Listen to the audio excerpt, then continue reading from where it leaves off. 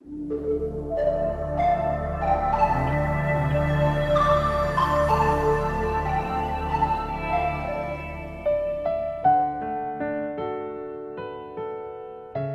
les amis, bienvenue à vous tous qui nous écoutez sur les ondes de la radio Arc-en-Ciel, ainsi qu'à vous tous qui nous suivez sur les réseaux sociaux. Que la paix et la grâce de Dieu soient avec vous en ce jour béni. Nous sommes aujourd'hui le mercredi 8 octobre 2025, nous sommes dans la 27e semaine du temps ordinaire et nous fêtons Sainte Pélagie. Avant d'entrer dans la parole de Dieu, proposons un moment de silence pour accueillir l'Esprit Saint, demander sa lumière sur nos cœurs et rendre grâce pour le don de la foi.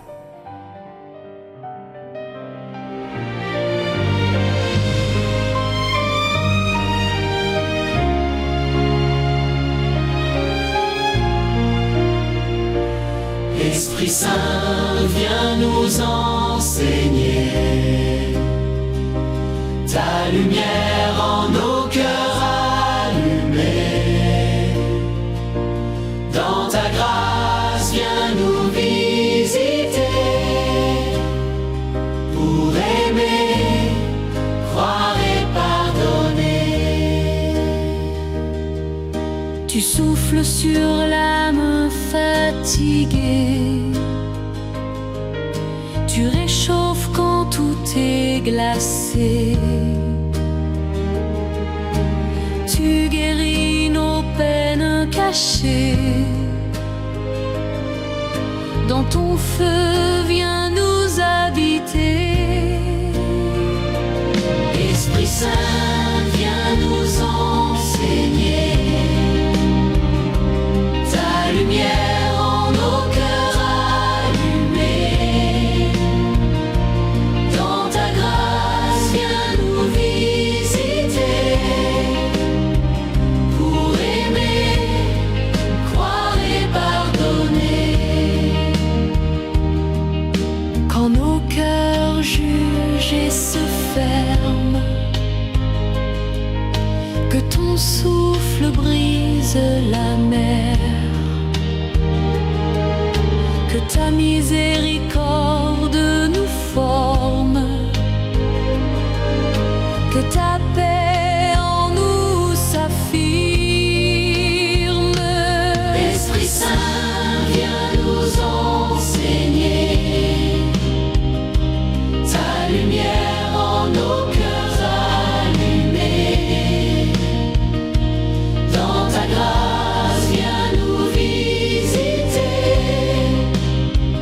pour aimer, croire et pardonner. Montre-nous le visage du Père, élargis nos vues éphémères. Quand toi brûle une foi sincère, et que nos vies soient lumière. Esprit Saint, viens nous enseigner ta lumière en nos cœurs allumés. Dans ta grâce, viens nous visiter pour aimer, croire et pardonner.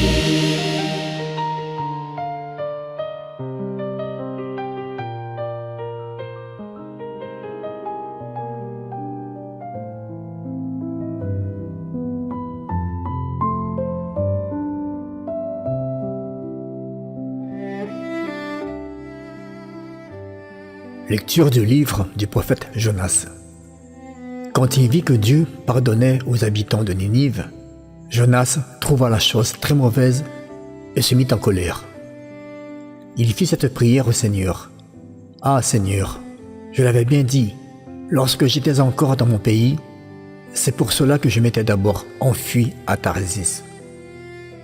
Je savais bien que tu es un Dieu tendre et miséricordieux, lent à la colère et plein d'amour, renonçant au châtiment. Eh bien, Seigneur, prends ma vie. Mieux vaut que pour moi mourir que vivre. » Le Seigneur lui dit, « As-tu vraiment raison de te mettre en colère ? Jonas sortit de Ninive et s'assit à l'est de la ville. Là, il fit une hutte et s'assit dessus, à l'ombre pour voir ce qui allait arriver dans la ville. Le Seigneur Dieu donna l'ordre à un arbuste, un ricin, de pousser au-dessus de Jonas, pour donner de l'ombre à sa tête et le délivrer ainsi de sa mauvaise humeur.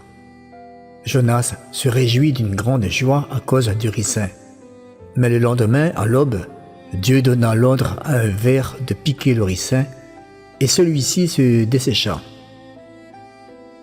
Au lever du soleil, Dieu donna l'ordre au vent d'est de brûler. Jonas fut frappé d'insolation. Se sentant défaillir, il demanda la mort et ajouta « Mieux vaut pour moi mourir que vivre. » Dieu dit à Jonas « As-tu vraiment raison de te mettre en colère au sujet de ce ricin ?» Il répondit « Oui, j'ai bien raison de me mettre en colère jusqu'à souhaiter la mort. » Le Seigneur répliqua « Toi, tu as pitié de ce ricin, qui ne t'a coûté aucun travail et que tu n'as pas fait grandir, qui a poussé en une nuit et en une nuit a disparu. Et moi, comment n'aurais-je pas pitié de Ninive, la grande ville, où, sans compter une foule d'animaux, il y a plus de 120 000 êtres humains qui ne distinguent pas encore leur droite de leur gauche. » Parole du Seigneur.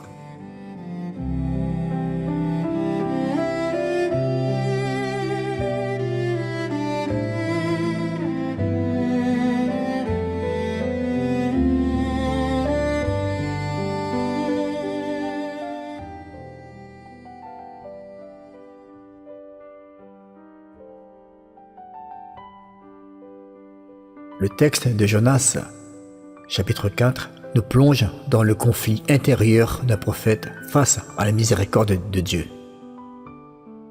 Quand Dieu décide de ne pas détruire Ninive parce que ses habitants se sont repentis, Jonas s'irrite profondément. Il reproche à Dieu sa propre prédiction. Jonas savait que Dieu est de grâce et miséricordieux, lent à la colère, riche en bonté. Et il avait craint que si les gens de Ninive changeaient, Dieu les épargne. Il en vient à dire qu'il préfère mourir plutôt que de voir cela. Dieu répond par une question douce, mais pénétrante.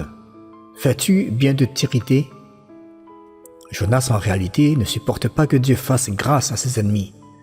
Il voudrait que le jugement s'accomplisse. Il souhaite un Dieu sévère quand cela l'arrange.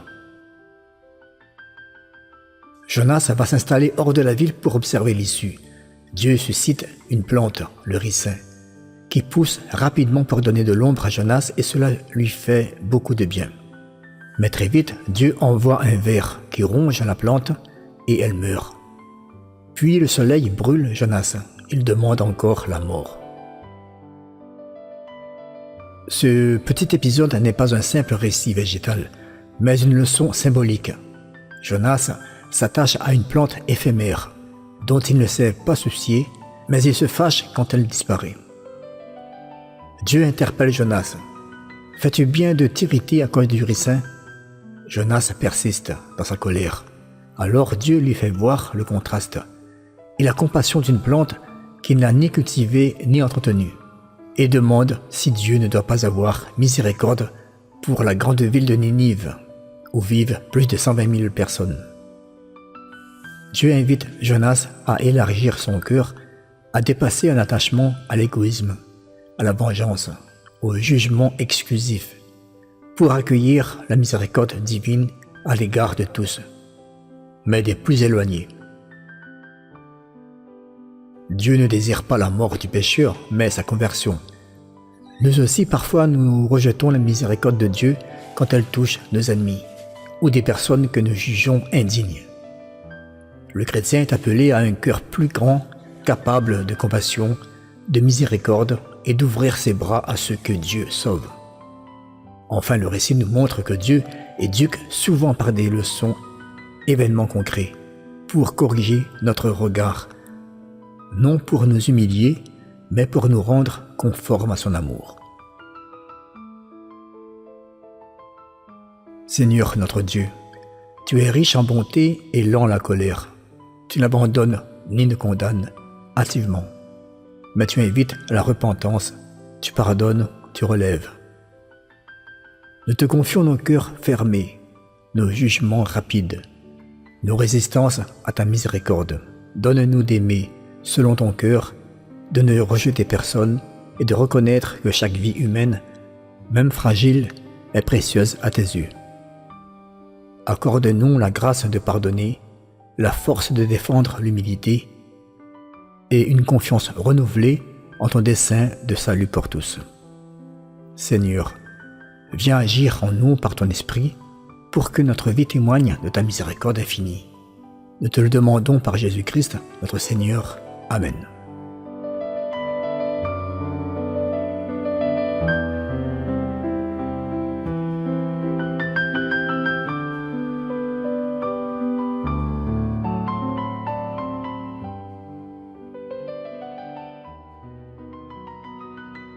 Dans la journée, si tu as un peu de temps, relis ce passage de Jonas en te demandant « Où suis-je résistant à la miséricorde de Dieu ?» Vérifie si tu portes des jugements excessifs sur les autres, famille, collègues, voisins. Demande pardon et change d'attitude. Tendre la main à quelqu'un que tu as tendance à juger, offre une parole d'encouragement et prie pour lui.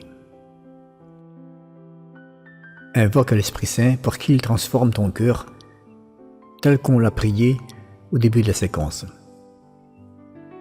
Tout au long de la journée, chaque fois que tu sens la colère, l'amertume ou le désir de condamnation monter, rappelle-toi la parole de Dieu. Ne suis-je pas juste dans tout ce que je fais? Et demande la grâce de la miséricorde.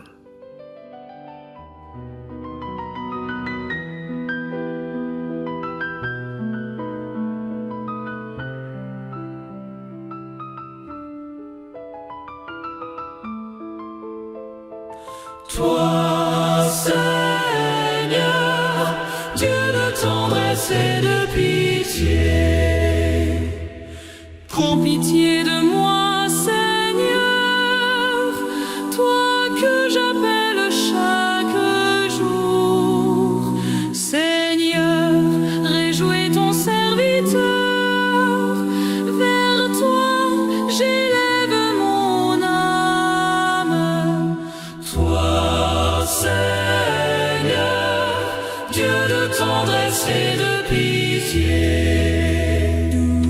Toi qui es bon et qui pardonne, plein d'amour pour tous ceux qui t'appellent.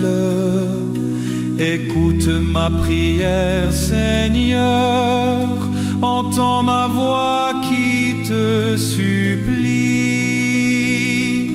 Roi, Seigneur, Dieu de tendresse et de pitié. Toutes les nations que tu as faites viendront se prosterner devant toi et rendre gloire à ton nom, Seigneur, car tu es grand et tu fais des merveilles. Toi, Dieu le seul, toi, Seigneur,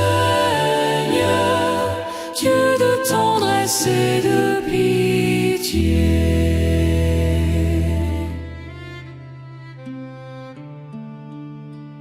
Chers auditeurs, frères et sœurs dans la foi, nous vous remercions de votre fidélité à Radio Arc-en-Ciel, à nos émissions et à ce moment de partage avec Dieu. Que cette parole entendue aujourd'hui vous accompagne et vous transforme. Avant de nous séparer, prions ensemble. Seigneur notre Dieu, nous te rendons grâce pour ce temps de parole, de prière et de méditation. Nous te confions tous ceux qui nous écoutent, ici et ailleurs, nos familles, nos amis, nos frères et sœurs isolés, nos personnes âgées, nos malades, nos souffrants. Que ta main protectrice repose sur chacun, que ta lumière illumine les nuits sombres, que ta force soutienne ceux qui vacillent, que ta paix console les cœurs inquiets. Veille, Seigneur, sur nos routes, sur nos pensées, sur nos paroles. Donne-nous de rester dans ta paix, de marcher dans ta vérité et de porter ta miséricorde partout où nous allons. Nous te le demandons au nom de Jésus-Christ, par l'Esprit Saint, pour les siècles des siècles. Amen. Merci à vous tous de votre écoute. Que Dieu vous bénisse abondamment et on se dit à très bientôt.